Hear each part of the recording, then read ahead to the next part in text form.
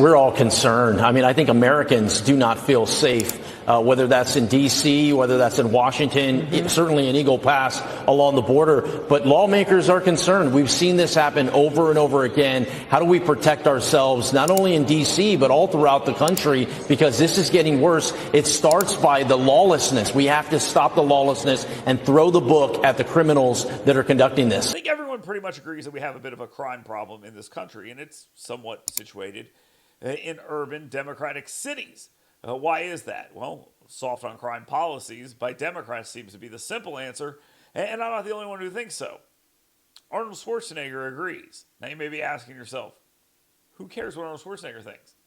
Well, it's interesting because he was on a podcast with Rob Lowe, and they were having a conversation. Rob Lowe comes off as pretty conservative here, but Arnold Schwarzenegger, a left-leaning Republican, has some pretty interesting thoughts on Democrats and the crime issue.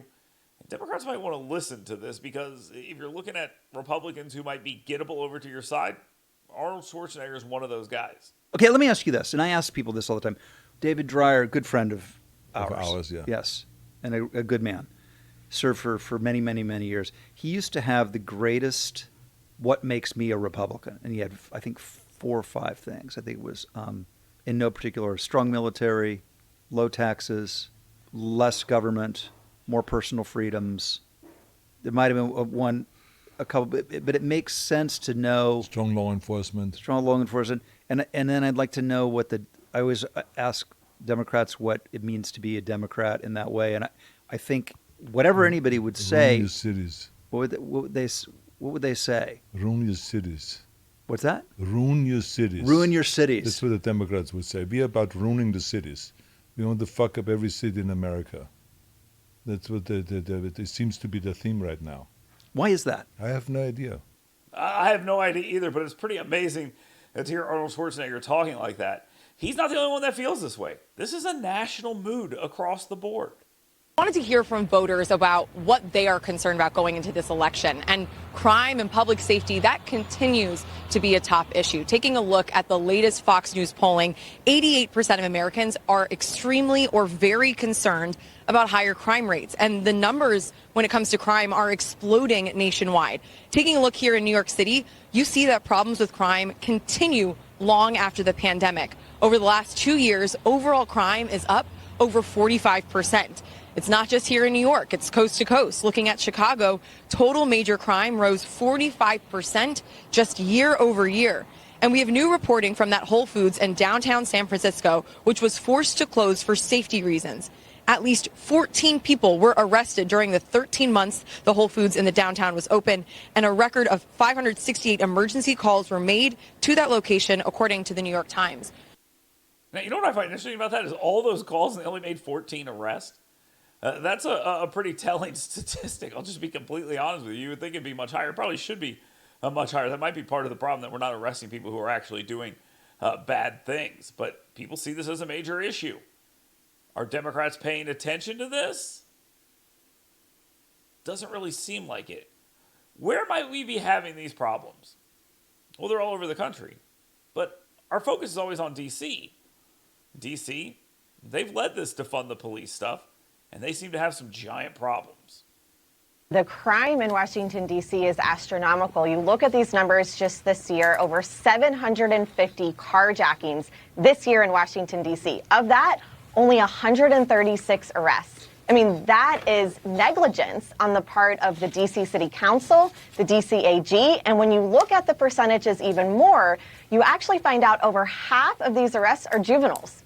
It's interesting. I pointed that out, that, yeah, it seems like it should be more arrests. You're having these interactions, you're not arresting anybody, and they're going on to commit more crimes. That's worth pointing out. And who's in charge of the juvenile justice system here in Washington? It's the DCAG's office. So while they're going on these random attacks against conservative groups, against parents, and stacked with left-wing activists in that office, they're allowing crime to rage rampant and destroy our nation's capital in a way that is unsurmountable for families to even live here. I mean, it's truly appalling. We left D.C., we can't live here. Yep. I think people feel that way. I think that's really the way it is. And it spares no one in D.C., by the way, because you may remember this story. Washington, D.C.'s crime crisis is sparing no one. Democrat Congressman Henry Cuellar of Texas was carjacked at gunpoint yesterday about a mile from the Capitol. The armed suspects, we're told, are still on the run. Congressman Cuellar is... But, by the way, that is a hell of a graphic they got right there. That's pretty amazing. Is the second House member attacked in the area this year. In February, you may recall, a man violently assaulted Minnesota Congresswoman Angie Craig in the elevator of her apartment building. She was able to get away by throwing hot coffee on him. Washington, D.C. is seeing a staggering increase of violent crime. Homicides up 38%, more than 200 murders already this year. Hitting that grim milestone is the earliest it's happened since 1997. Robberies and car thefts skyrocketing. 2 weeks ago, members of Congress and law enforcement held an open forum on the dangers of the D.C. area and how to try to stay safe. How many people at some point during the past year have felt unsafe for their personal safety in Washington, D.C.?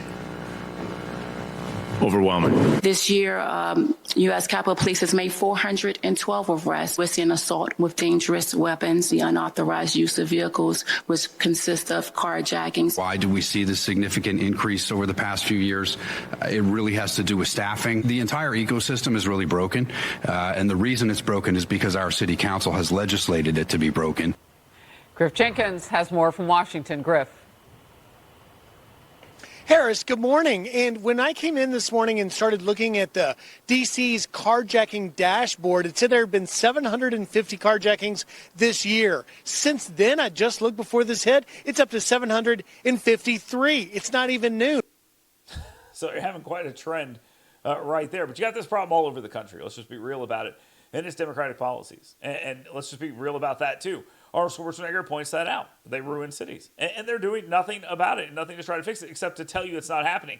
The new thing they're doing is telling you the crime rate is coming down from the super high that it was, which I don't think is going to make too many people all that happy. It's important to point out that they know exactly what they're doing, and some of them are doing it by design.